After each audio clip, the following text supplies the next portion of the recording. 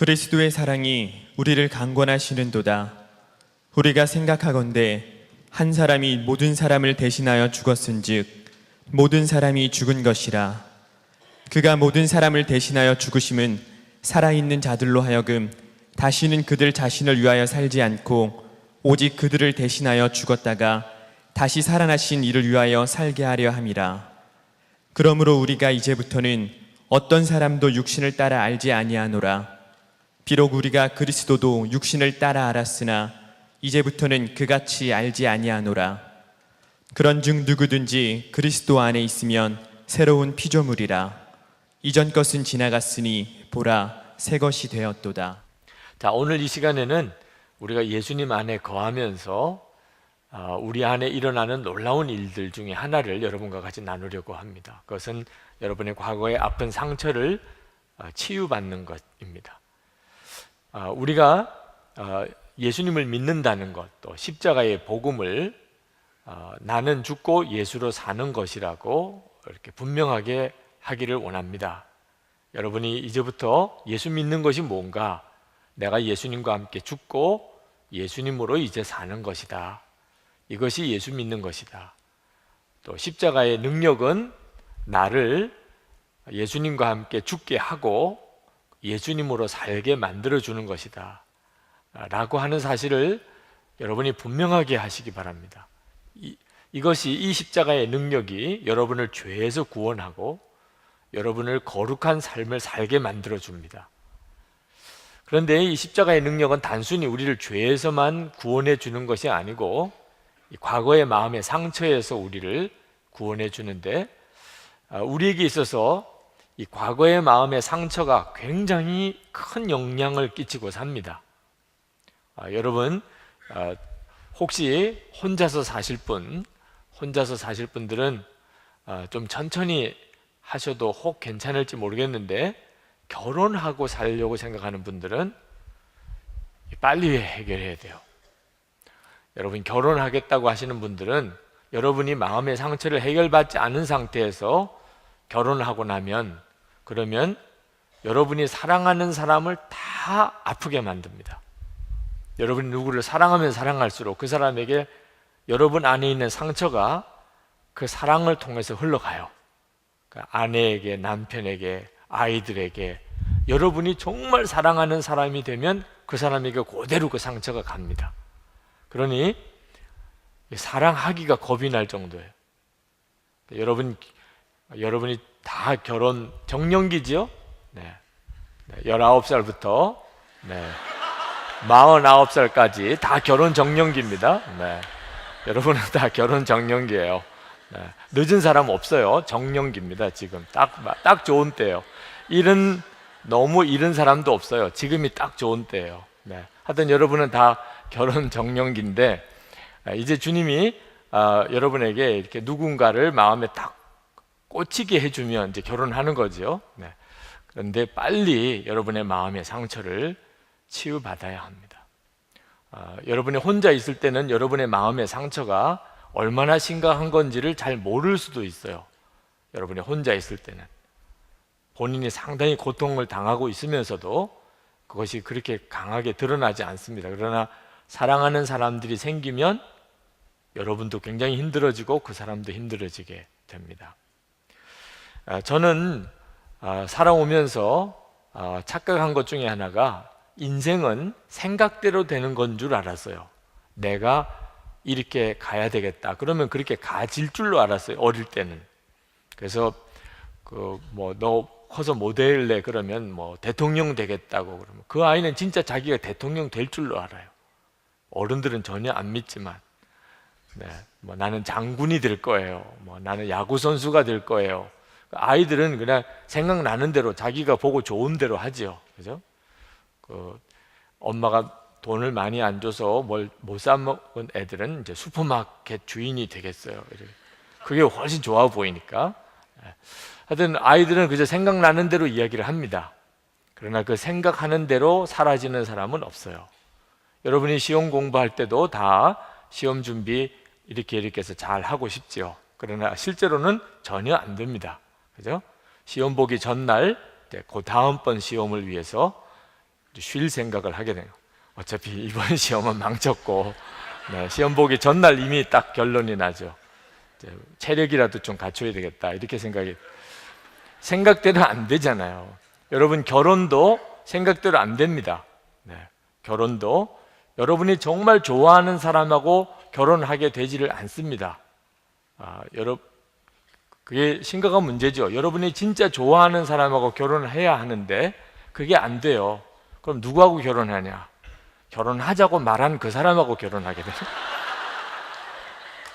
그 둘이 이게 연결되기가 쉽지 않습니다. 정말 좋아하는 사람에게는 결혼하자는 말을 못 해요. 이상하게 가슴이 떨리고, 정말 좋아하는 사람 앞에 가면 말이 안 나와요. 여러분이 누가 여러분하고 만났는데 말을 좀 버벅거린다든지 자꾸 물건을 떨어뜨린다든지 그러면 나 좋아하나 이렇게 생각하면 돼요. 이 사람이 나 좋아하나, 왜 이러나. 딴 사람하고 이야기할 때는 잘 이야기하면서도 내 앞에서 이야기할 때는 자꾸 뭔가 말이 어눌하면 그 사람이 좀 문제가 많거나 이렇게 생각하지 말고 나를 좋아하나 봐 이렇게 생각하면 의외로 이렇게 보는 눈이 열릴 수도 있어요. 안타까운 사실이긴 하지만 그렇습니다. 누가 나한테 결혼해달라고 이야기한 사람하고 보통 결혼합니다. 그냥. 좋아하는 사람은 다 놓치고 어느 날 누가 결혼해달라고 나에게 이야기한 사람에게 보통 결혼하게 돼요. 그러니까 생각대로 안 됩니다. 결혼해서 이렇게 살아가는 것도. 그럼 어떻게 사람이 인생이 바뀌나? 자기 마음에 따라 달라지는 거예요. 인생이 내 마음 상태에 따라서. 이 마음하고 생각하고가 다릅니다. 내 마음은 정말 나도 이해를 못해요. 여러분은 여러분의 마음 이해합니까?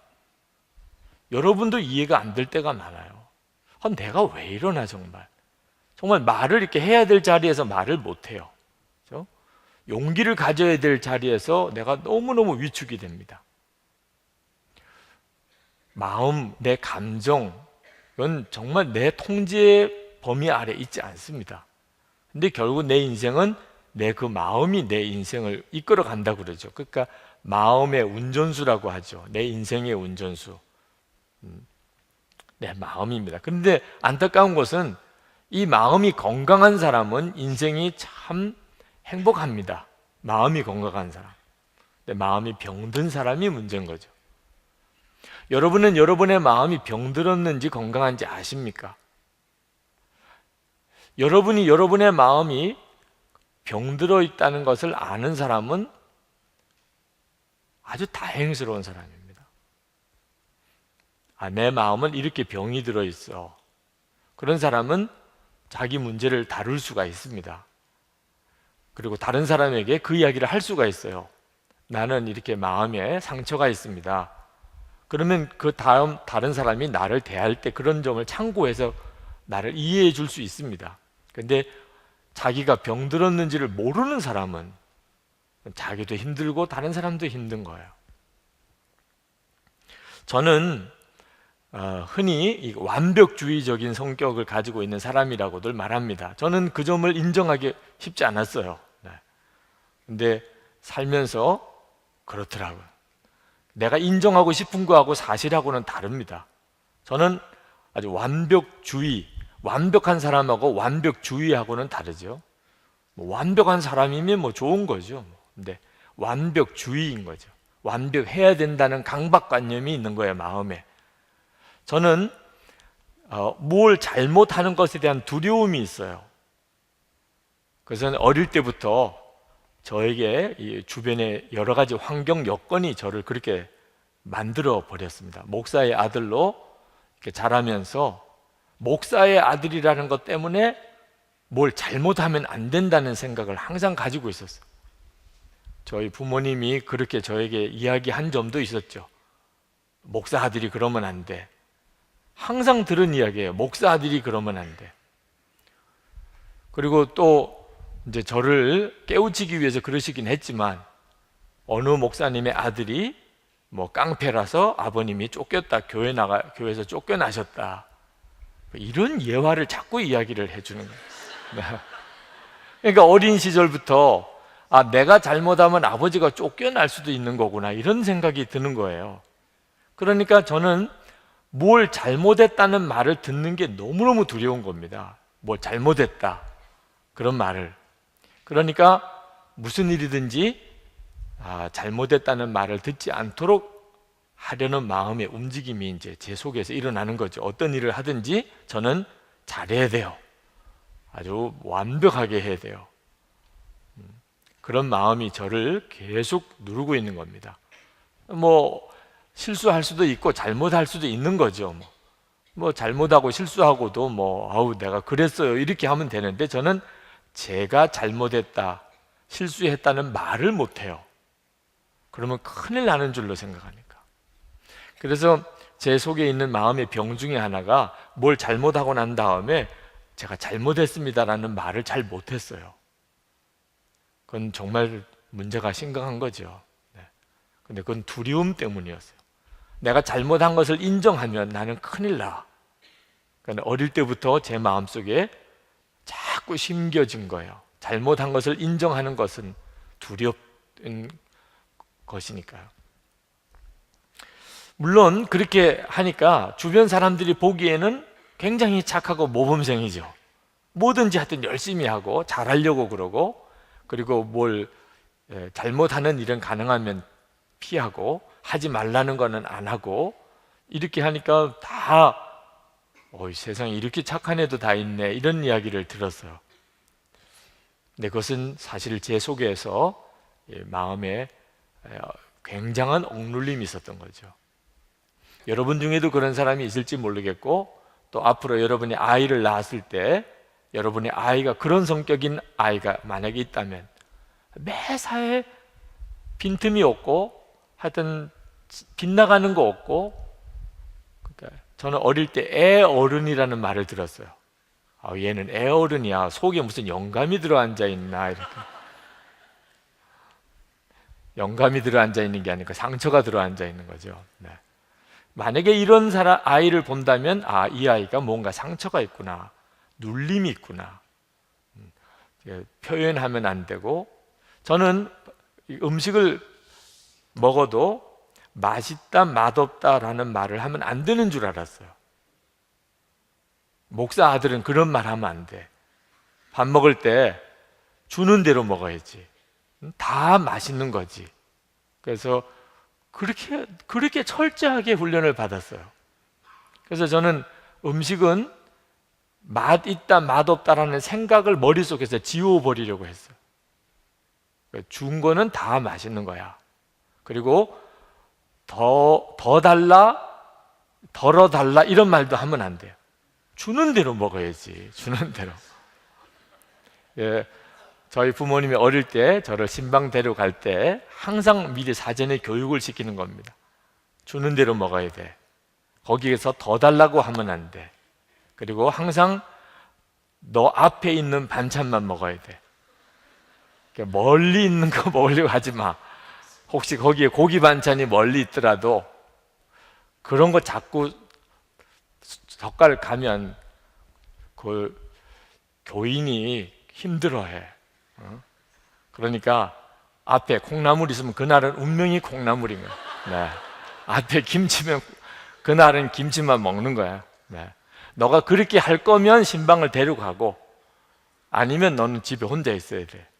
그리고 혼자 있는 게 싫으니까 신방을 따라가면 이제 밥을 예배 드리고 난 다음에, 그리고 교인집에서 이제 식사 준비를 이렇게 하잖아요. 그럼 저는 정말 제 앞에 있는 반찬만 보고 먹는 거예요. 너무너무 칭찬을 받아서, 세상에 어떻게 이런 애가 다 있냐, 내가. 엄청 칭찬을 받았지만 속에서는 정말 제대로 먹지도 못하고 온 거예요, 그날. 저는 그것이 아주 몸에 배어버렸어요. 근데 결혼하고 난 다음에 문제가 생겼어요. 이 마음의 상처는요, 혼자 있을 때는 잘 몰라요. 결혼을 했습니다. 제 아내는 음식을 만드는 것에 대해서 굉장히 재주도 있고 또 그런 걸 좋아해요. 이제 결혼을 해서 음식을 이렇게 준비를 했는데, 저는 정말 너무너무 성실하게 잘 먹었어요. 제가 잘하는 방법은 절대로 말을 안 하는 거예요. 그리고 열심히 밥을 먹는 거죠. 근데 제 아내 눈에 보기에는 대단히 화가 난 어떤 한 남자가 꾸역꾸역 밥을 먹고 있는 겁니다. 제 아내에게는 이해가 안 되는 거예요. 뭘 한번 먹었으면 맛이 있는지 맛이 없는지를 표현을 하는 거예요. 너무 맛있다. 이거는 맛이 왜 이렇지? 뭐 이렇게 말을 이렇게 표현을 해줘야 음식을 만든 사람은 거기에 피드백이 있어야, 그래야 기쁨이잖아요, 음식을. 그런데 아무 말도 안 하고 먹기만 하니까 한 달쯤 지나서 저희 부부에 심각한 문제가 생겼습니다. 그래서 제 아내가 아주 굉장히 상태가 안 좋은 것을 알고 이야기를 나누는데, 제 아내가 눈물을 글썽이면서 제게 했던 이야기가 뭐냐면, 음식에 문제가 있으면 이야기를 해야 되잖아요. 그렇게 화만 내면 어떡해요? 그렇게 화만 내면 어떡하냐는 거야. 응? 뭐가 마음에 안 들면 말을 해줘야 그 다음에 그걸 바꾸든지 고치든지 할 텐데, 계속 화만 내면, 한 달 내내 화만 내면 어떻게 해? 무슨 화를 냈다고 그래? 나는 너무 행복하게 잘 먹었는데. 아무 말도 없었잖아. 제 아내에게 있어서는 아무 말도 없는 것은 화가 난 거죠. 여러분들의 마음은요, 어떤 형태로든지 마음에 상처가 있게 되어 있습니다. 왜냐하면 완벽한 환경과 완벽한 사람은 없기 때문이에요. 아무리 좋은 환경에서 자라난 사람도 누가 의도하지 않았죠. 그렇지만 본인은 그런 삶을 통하여 상처를 받게 되어 있습니다. 그것이 여러분의 어린 마음에 뭐라고 이해할 수 없고 설명할 수 없고 표현할 수 없을 때 그걸 속으로 삼키게 됩니다. 그래서 그게 상처가 돼요. 여러분이 부모님으로부터 무슨 야단을 맞았거나 매를 맞았을 때, 그것은 분명히 이유가 있습니다. 부모가 괜히 때리지 않아요. 여러분도 부모 돼 봐요. 괜히 때리진 않습니다. 그렇지만 맞는 아이 입장에서는 어떤 때는 이해가 안 될 때가 있습니다. 자기가 왜 맞는지 모를 때가 있어요. 상처가 되죠. 만약에 그때 부모님에게 막 뭐라고 이야기할 수 있었으면 모르겠지만 말 못하고 맞지요. 주로 말하면 더 맞으니까. 원망의 눈으로 부모를 바라보면 더 맞아요. 얘 보는 눈 좀 봐, 이러면서 또 더 맞죠. 그러니까 뭐라고 어떻게 할 수가 없이 그냥 속으로는 상처가 깊이 패이는 겁니다. 정말 믿었던 부모님인데. 자, 이렇게 우리는 마음의 상처가 이렇게 저렇게 생겨나 있어요. 네. 그 마음의 상처가 우리 인생을 이상하게 뒤틀게 만드는 겁니다. 우리 인생은 내 생각대로 되질 않아요. 내 마음이 내 인생을 끌고 갑니다. 내 마음이 이렇게 상처가 나 있기 때문에 자기도 원하지 않는 삶을 살아가요. 그래서 스스로도 좌절합니다. 내가 왜 이러나? 나는 이렇게 하고 싶지 않았는데.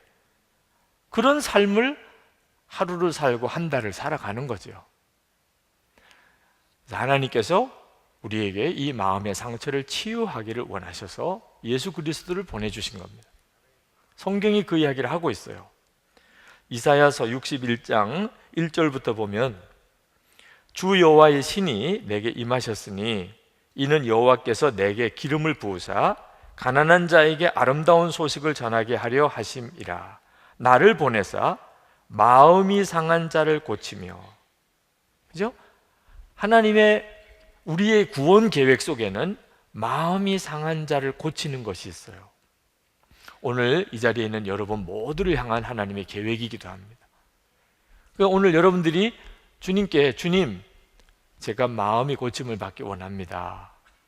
여러분이 나 이렇게 되고 싶어요. 나 성공하고 싶어요. 나 어느 대학에서 또는 더 대학원에서 유학도 가고 싶고, 나는 직장 얻고 싶고, 나는 이 사업에서 뭔가 되고 싶고, 여러분 나름대로 뭐가 되고 싶은 꿈들이 많지만 하나님은 내가 마음부터 고침을 받아야 된다 라고 여러분에게 말씀하시는 것을 알아야 됩니다. 여러분이 어떤 위치에 들어가기 전에 여러분의 마음이 치유되지 않으면, 그러면 다 다 엉망이 됩니다. 좋은 사람하고 만나서 결혼하는 거. 여러분, 결혼 문제도 말입니다. 좋은 사람 만나면 행복하게 될 줄 알아요. 그래서 좋은 사람 만나려고 눈에 불을 켜고 사람을 찾는 거예요. 좋은 사람 만나야 행복한 줄 압니다. 그래서 하나님을 믿지 않는 사람들은 그것 때문에 뭐 사주팔자도 보고 점도 치고,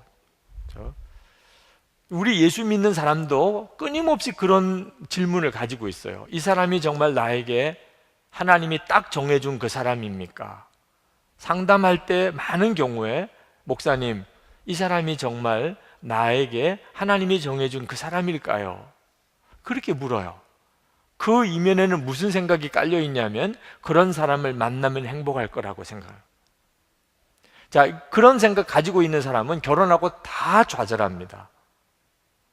아주 정말 상담도 했고 기도도 많이 했고 이 사람이라고 마음에 결론 내리고 그리고 결혼을 했는데 당장 신혼여행 가서부터 문제예요. 행복은 좋은 사람 만나서 오는 거 아닙니다. 좋은 사람 만났기 때문에 행복한 거 아니에요. 좋은 사람 만나고 행복할 거라고 생각하는 사람이 왜 좌절하는가? 그 사람은 하나님의 말씀대로 계속 순종해 가야 된다는 생각을 하고 있지 못하기 때문에 그래요. 행복한 결혼은요, 하나님에게 계속해서 순종해 가는 중에 하나님이 경험하게 해주는 겁니다. 그런데 우리는 행복을 운명론적으로 생각해요. 어떤 사람을 잘 만나야 내가 행복할 거라고 생각. 그렇지 않습니다. 좋은 사람 만나는 일은 중요한 기도 제목이기도 하지만 결혼한 그 순간부터 어떻게 살아가느냐에 따라서 더 많은 영향을 끼쳐요. 좋은 사람 만나도 내가 주님께 매 순간 순종하지 않으면 그 좋은 사람과 사이에 불행한 경험만 계속 쌓입니다. 그리고 하나님이 제가 사람 잘못했겠나 봐요. 제가 사람을 잘못 봤나 봐요.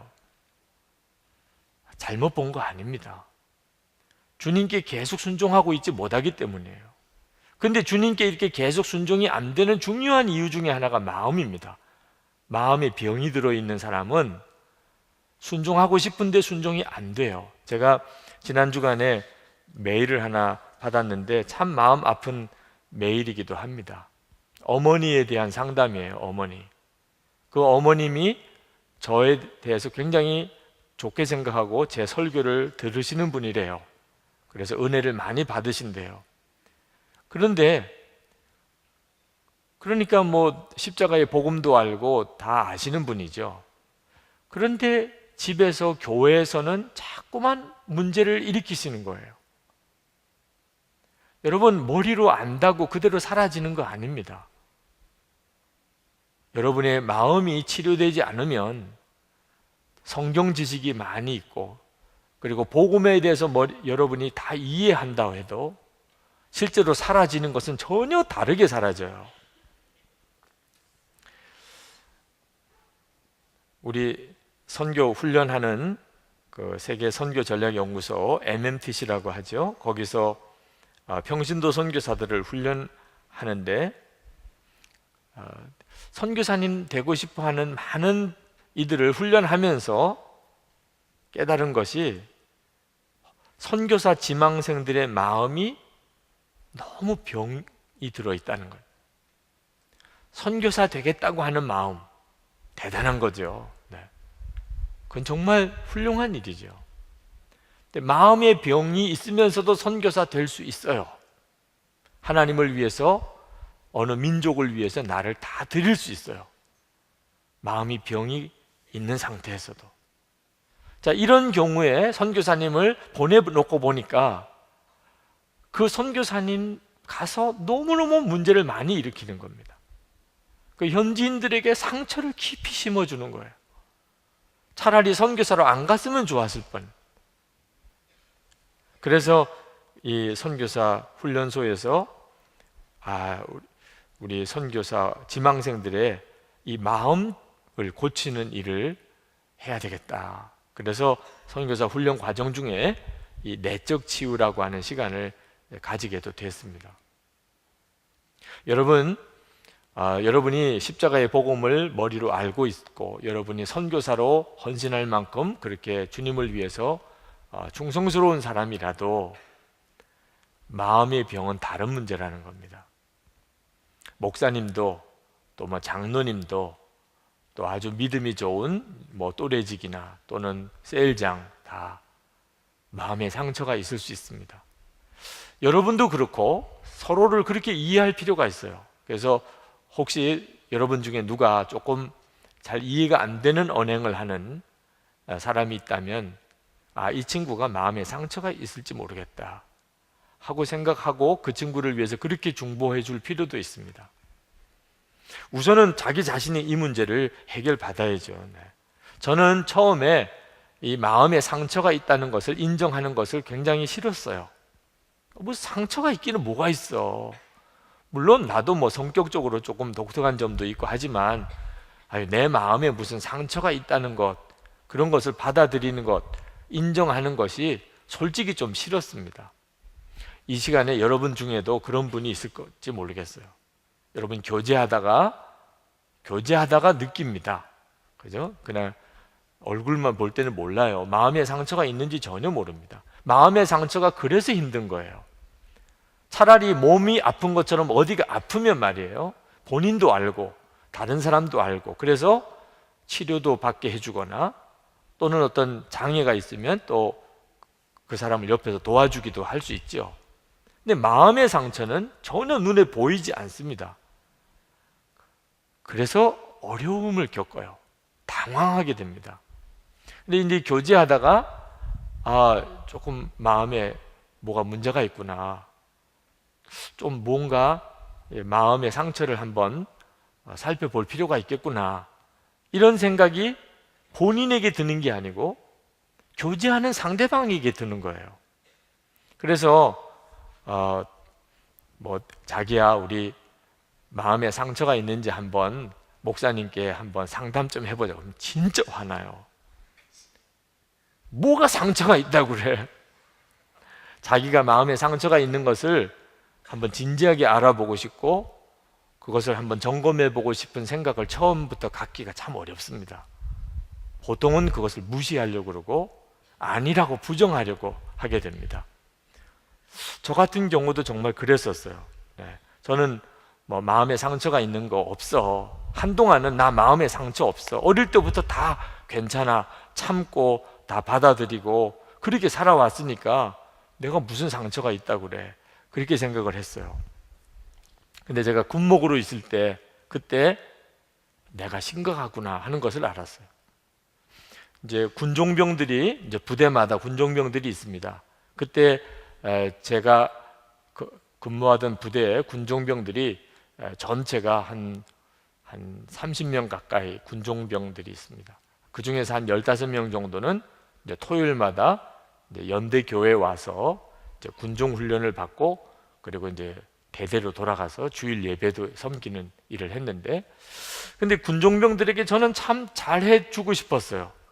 그죠? 이제 사병으로 교회를 섬기는 일을 하니까 군목보다도 훨씬 어렵습니다. 그래서 뭐 모이면 이렇게 뭐 돼지 불고기라도 해서 식사라도 좀 제대로 하게 하고 뭐 그 라면만 이렇게 끓여 먹고 하는 걸 너무너무 마음이 아프더라고. 그래서 가능하면 라면 같은 거 먹지 말고 조금 입에 잘 안 맞아도 그 이제 식당에서 주는 그런 군인들에게 주는 밥, 보통 군인들이 싫어해요. 그거 안 먹고 라면 먹는 거 더 좋아해요. 근데 그 라면 오래 먹으면 건강을 잃어버리게 되거든요. 그래서 라면 같은 거 가능하면 먹지 말고 내무반에 내려가서 식사 시간대에 맞춰서 식사하라. 근데 항상 돌아보면 또 라면을 먹은 거예요. 그래서 이제 뭐 그런 게 다 마음이 안타까워요. 근데 어느 날 군종병들이 저를 굉장히 무서워한다는 것을 느꼈어요. 저는 너무 잘해주고 싶은데 그 군종병들이 저를 너무 무서워하는 겁니다. 무슨 보고를 이렇게 하는데 말을 막 더듬고 떨어요. 그래서 나는 뭐 제대로 좀 이야기를 해봐라. 뭐 무슨 문제가 있냐. 근데 뭐 제대로 이야기를 합니다 이러면서 떨어요. 그래서 얘가 뭐가 문제, 어디가 아픈가. 근데 그 연대군종이 지나가고 대대군종이 와서 또 보고하는데 얘도 떨어요. 너희들 왜 그러냐, 어디가 안 좋으냐. 이 군종병들이 나를 너무 어렵게 생각하는 거예요. 근데 그때 제 마음에 딱 스치듯이 내가 문제가 있는 건가? 저는 그때까지만 해도 그 군종병들이 문제인 줄 알았어요. 어떻게 이렇게 좀 띠란 친구들만 다 모였을까? 좀 제대로 일하는 친구들이 좀 모이면 좋을 텐데 하나같이 이렇게 다 제대로 뭘 못 해내네, 이렇게 생각을 했단 말입니다. 그러다가 그 순간에 갑자기 마음에 내가 이 친구들한테 뭘 잘못하는 거 아니야? 너무 힘들게 하는 거 아니야? 마음으로. 그러면서 제가 가만히 저를 이렇게 돌아본 거예요. 오늘 여러분들과 같이 나눴던 제 어린 때부터의 쭉 저를 이렇게 돌아본 겁니다. 결혼하고 제 아내와 겪었던 일, 뭐 여러 가지를 돌아보니까 나도 내 마음은 군종병들에게 잘해주고 싶은 마음이 있지만 실제로 표현되는 것은 그렇지 않을 수도 있구나. 보통 그렇죠. 여러분들이 가지고 있는 여러분의 마음대로 받아주기를 상대방에게 강요하잖아요. 내 마음은 그게 아니었단 말이야, 그러죠. 근데 그건 중요한 게 아니고 상대방이 그걸 어떻게 받느냐가 중요한 겁니다. 상대방이. 그때 군종병들을 이렇게 보면서 내가 심각하게 문제가 있구나. 내가 이 친구들에게 굉장히 힘들게 하고 있는 존재구나. 그때 제가 하나님 앞에 저 자신에 대해서 비로소 돌아보는 마음을 가지게 됐어요. 하나님, 제가 많이 마음에 병이 들어있는 사람입니다. 제가 고침을 받을 필요가 있겠습니다. 저하고 같이 일하는 사람들이 행복하지 않다면 그러면 제가 문제가 있는 거죠. 저는 요즘도 우리 부목사님과 전도사님들 얼굴을 이렇게 봐요.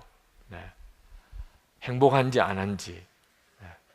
저는 저희 교회 와서도 한번 충격받은 일이 있습니다. 전에도 이야기했지만 엘리베이터 타려고 이렇게 가다가 분명히 누가 앞에 와 있었어요. 이렇게. 근데 엘리베이터 타러 가보니까 없어졌어요. 누가 제가 오는 걸 보고 목사님하고 같이 엘리베이터 탄다. 이건 뭐 거의 끔찍한 일이라고 생각을 한 어느 분이 금방 계단으로 그냥 가버렸어요. 차라리 걸어가는 게 낫지, 이렇게 생각을 한 분. 제가 이렇게 저희 목사님, 전도사님들에게 이렇게 반응을 내가 받는다는 것은 나에게 문제가 있었구나.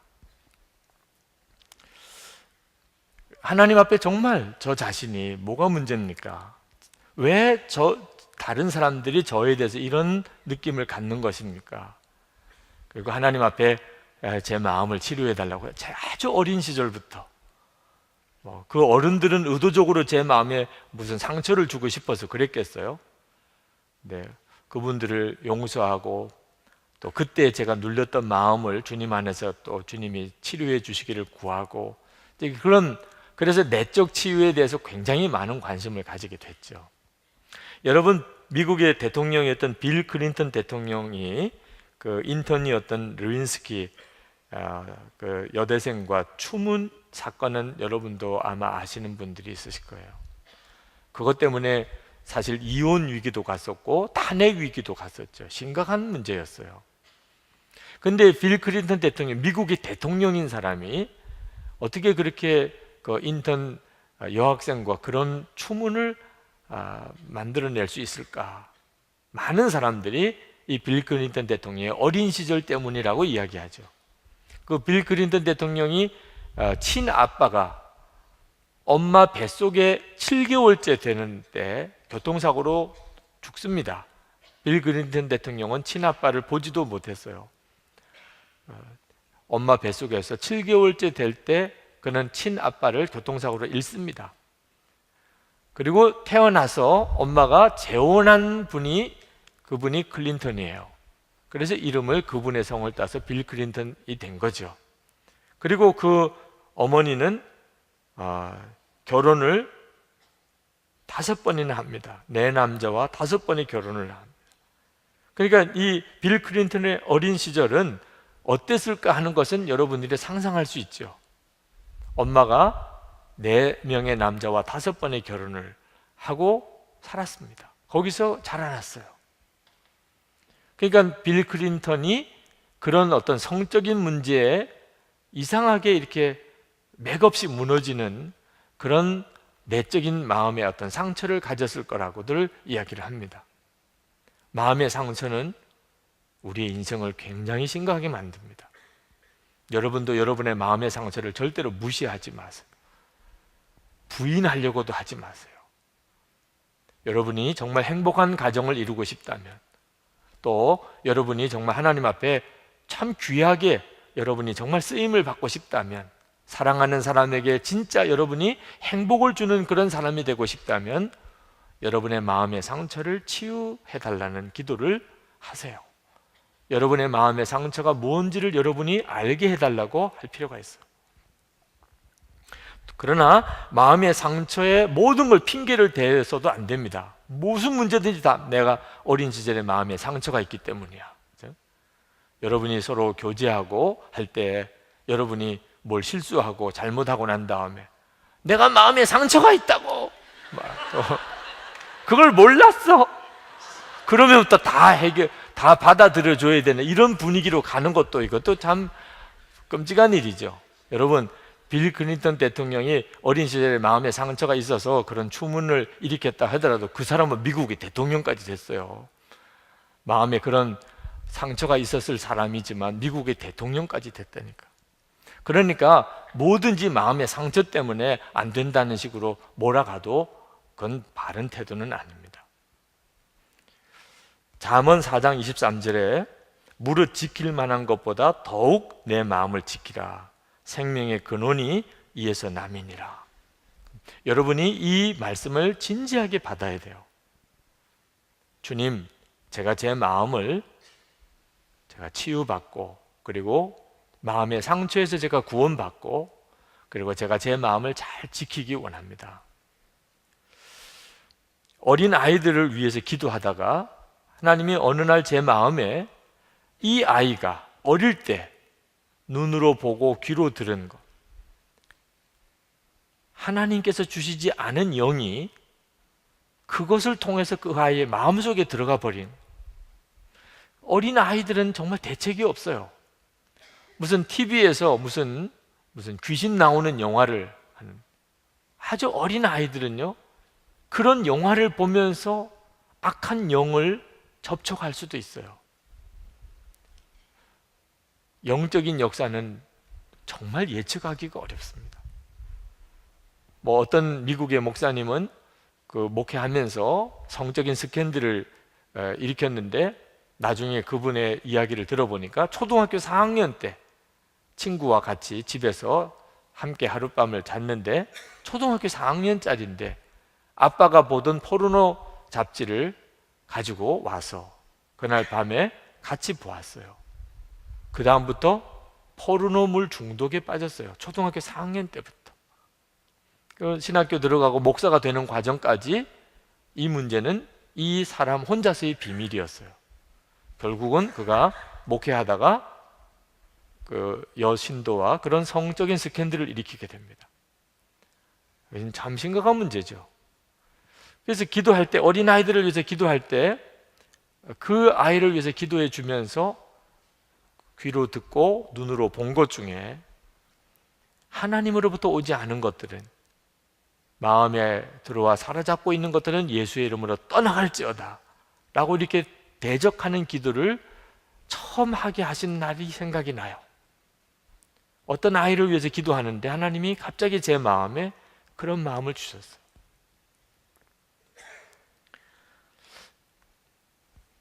여러분 안에도 어린 시절부터 지금까지 여러분의 눈으로 보고 귀로 들은 것 중에 어떤 영이 여러분 안에 들어와서 여러분의 마음을 사로잡고 있는, 아주 여러분 속에 진을 치고 있는 거예요. 그것은 여러분을 그때부터 여러분의 의지하고 상관없이 움직이기 시작합니다. 지금 여러분 중에 음란물에 사로잡힌 사람들 꽤 많을 거예요. 여러분 스스로가 통제가 안 됩니다. 이렇게 예배를 잘 멀쩡하게 드려도 통제가 안 돼요.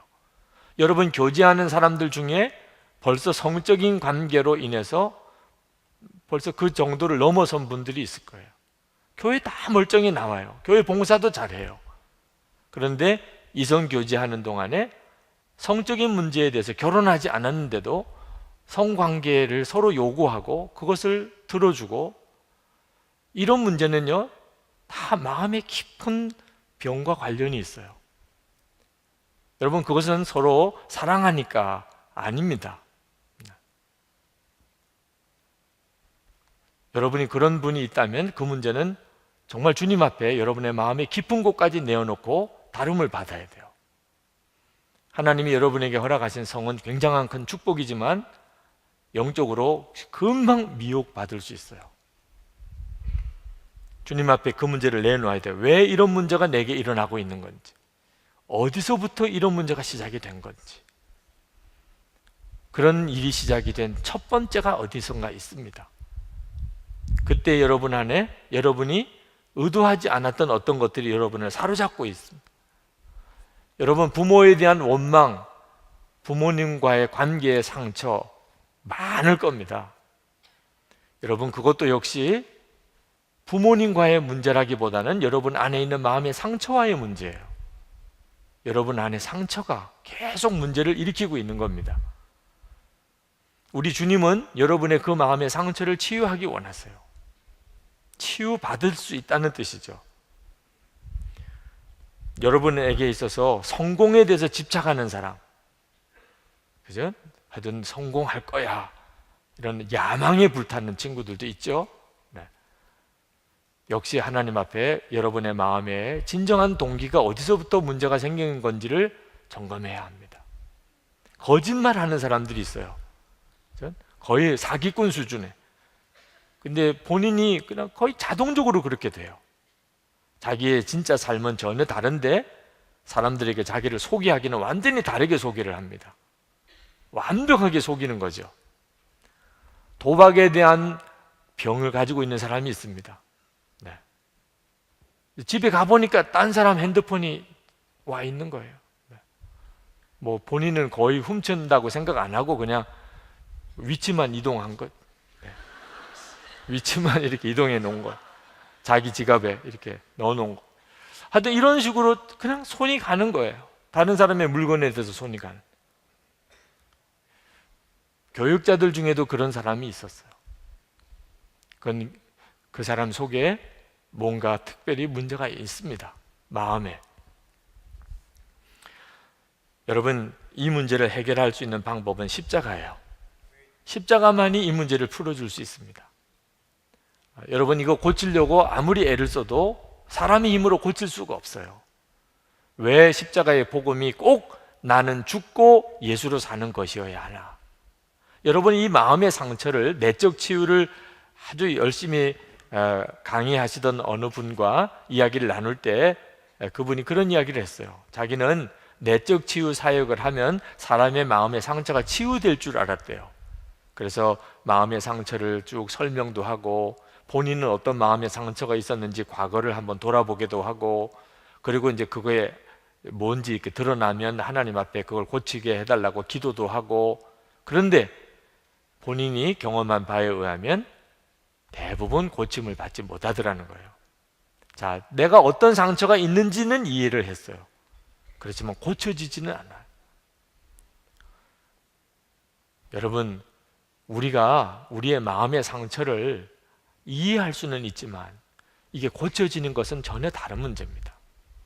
그래서 십자가의 복음이 나는 죽고 예수로 사는 거예요. 여러분 중에 꼭 죽어야 되나? 여러분의 마음의 상처는 십자가에서 죽음으로 처리되지 않으면 해결 안 됩니다. 그래서 예수님이 로마서 6장 6절에 보면 우리를 위하여 십자가에 죽으실 때 우리의 옛사람이 예수님과 함께 십자가에 못 박히게 된 거예요. 여러분이 여러분 자신이 예수님과 함께 십자가에 못 박혔다는 사실을 진정으로 믿을 때 여러분 안에 구원도 일어나지만 여러분의 마음의 상처의 진정한 치유도 일어나요. 여러분은 이제 여러분의 옛사람으로 사는 게 아니고 예수님으로 사는 자가 되는 겁니다. 이건 엄청난 일이고 실제한 일이에요. 여러분이 예수님의 진정한 구원을 경험하셔야 합니다. 여러분이 정말 이제는 마음의 상처가 있는 옛사람으로 내가 지금 살고 있는 건지, 내 생명이 되신 예수님으로 살고 있는 건지를 여러분이 분명하게 해야 하는데 좀 혼란스럽습니다. 많은 크리스천들이 이 점에 대해서 혼란스러워해요. 최근에 제가 아는 목사님 한 분이 아주 충격적인 경험을 했습니다. 그것은 그동안에 부모님이라고 생각하고 모시고 살았던 분이 친부모가 아니었고, 자기가 사실은 어릴 때 업둥이였다는 사실을 늦게 알게 된 겁니다. 그래서 누가 자기를 낳은 부모가 이 집 대문 앞에다가 포대기에 싸가지고 갖다 놓은 거예요. 문을 열어보니까 애가 울고 있으니까 사람을 둘러봐도 없고 어떻게 해야 되냐 이 아이를. 그러다가 그냥 우리가 길러야 되겠다. 그래서 이제 기른 거예요. 그래서 이 목사님이 지금이 된 거죠. 근데 어느 날 이 목사님이 아무래도 자기 자신에 대해서 여러 가지로 좀 그동안에 좀 마음에 의구심이 드는 것들이 있었고, 그래서 이제 친척분 한 분에게 찾아가서 다 안다, 솔직히 말해, 이렇게 했더니 그분이 갑자기 뭐 이왕 알았으니까 이러면서 이제 이야기를 꺼내더라는 거예요. 그러면서 그냥 너무 충격적인 뭐 이미 다 알았겠지만 이러면서 이제 이야기를 하는데 자기는 친부모님이 따로 있다는 거죠. 그래서 그 친부모를 이제 역추적을 해서 찾았어요. 그 부모님은 이혼하시고 아버지 어머니 따로 계시고 뭐 하여튼 자기에게 이제 다른 동생들이 또 있다는 것도 알게 되고, 이 목사님이 50이 넘어서 충격이 얼마나 큰지, 그동안에 부모님이라고 생각했던 분은 친부모가 아니고 자기에게는 다른 친부모가 있다는 걸 알게 되면서 이건 지금 내 성이 뭐야 도대체, 내가 지금 이게 전씨야 김씨야, 스스로 막 혼란에 빠지는 거죠. 자, 여러분 같으면 이런 경우에 여러분은 어느 편이어야 한다고 생각합니까? 낳아준 부모 편입니까? 아니면 길러준 부모 편이어야 합니까? 참 쉽지 않은 문제죠. 근데 이런 문제를 지금 우리가 그대로 겪고 있어요. 여러분은 다 입양된 사람입니다. 여러분 입양된 사람의 그 사람이 가지고 있는 고민을 한번 생각해 보세요. 여러분이 입양되었다고 한번 상상해 보세요. 지금 부모님이 친부모님이 아니에요. 여러분에게는 다른 친부모가 있어요. 그걸 지금 알게 되었어요. 그러면 여러분들은 그 혼란을 어떻게 감당하시겠어요? 우리는 예수님을 믿게 될 때 하나님 아버지에게 입양된 사람들입니다. 하나님 아버지에게. 여러분은 다 입양된 사람이에요, 영적으로. 여러분은 본래 옛사람이 있어요, 여러분의 옛사람. 근데 여러분이 예수 그리스도 안에서 이제는 새 생명을 얻어서 하나님의 자녀가 되었습니다. 두 가지예요, 여러분에게. 여러분의 옛사람과 예수님 안에서의 새 사람. 근데 여러분 지금 솔직히 어느 쪽이 진짜 여러분 같아요? 여러분의 옛사람, 마음의 상처투성이, 그 옛사람, 예수님 안에서의 새 사람. 여러분 중에 상당히 많은 사람이 이 옛사람이 여러분일 거라고 여전히 생각하고 있는 거예요. 여러분 자신이 여전히 이 십자가에서 죽은 옛사람이 여러분일 거라고 생각하고 있어요. 예수님 안에서의 새 사람이 나라고 하는 믿음을 가지고 있지 못하다.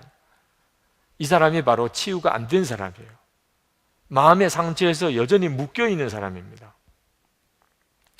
어느 장로님 아들을 입양을 했는데, 그런데 목사님 모시고 그 생일날 예배를 드렸습니다.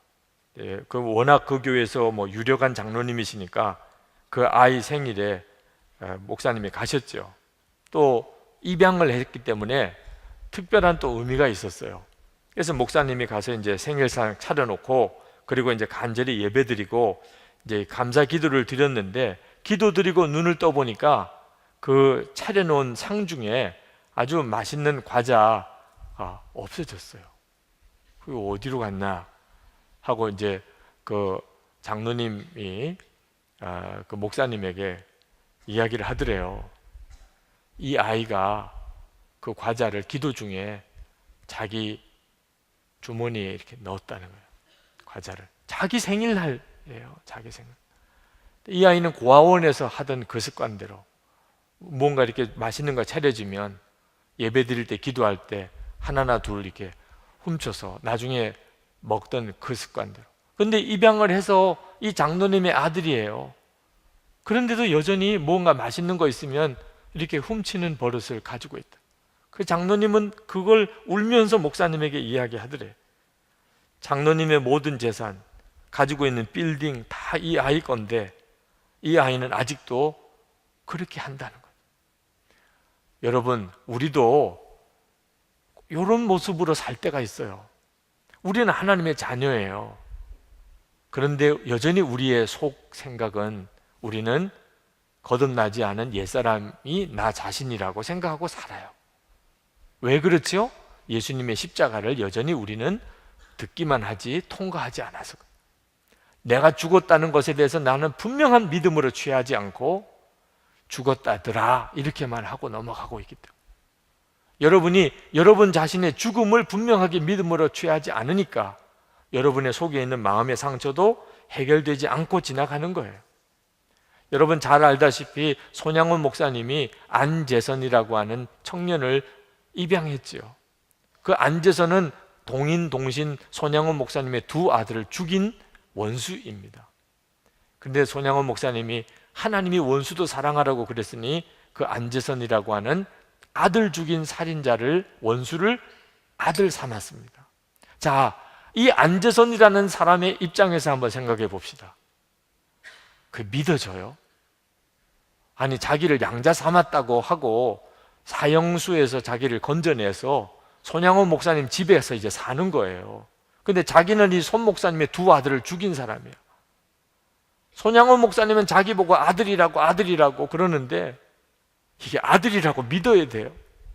나는 이 집의 원수라고 생각해야 돼요.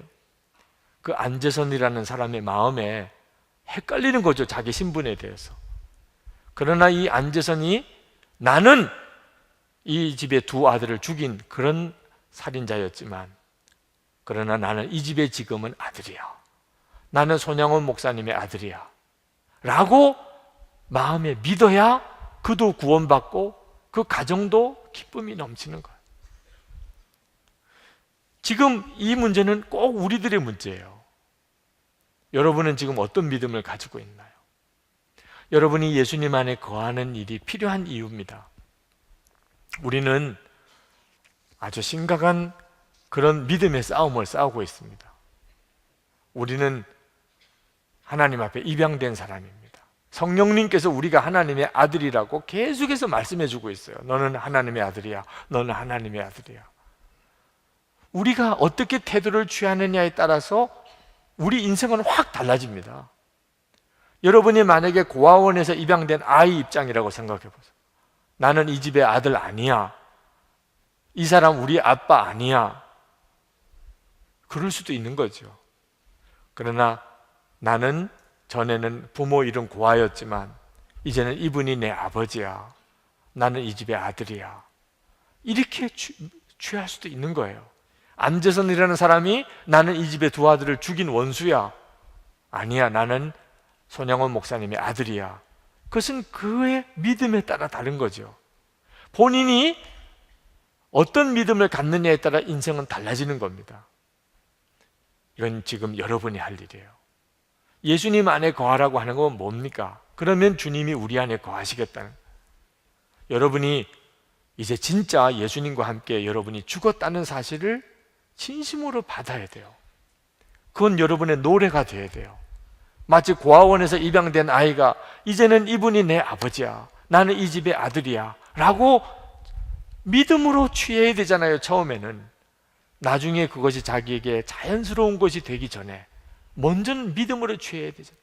안재선이라는 사람이 사실은 원수였는데 이 집의 아들이라, 이 두 가지를 어떻게 동시에 취할 수 있어요?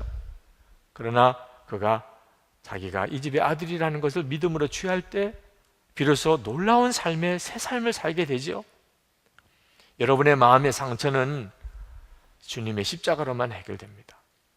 그리고 그것은 놀라운 인생을 바꾸는 거예요.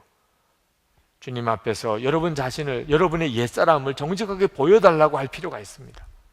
그리고 반드시 여러분이 취할 것은 여러분의 죽음, 옛사람의 죽음을 취하는 것. 그것은 십자가의 능력과 영광입니다. 그러면 여러분 안에 여러분 스스로가 놀라운 경험을 하게 됩니다. 기적이 일어나요. 세상이 다 바뀌는 기적이 일어납니다. 예수님으로 사는 거죠. 이 시간에 기도합시다. 고린도후서 5장 17절에 누구든지 그리스도 안에 있으면 새로운 피조물이라, 이전 것은 지나갔으니 보라 새 것이 되었도다 했습니다.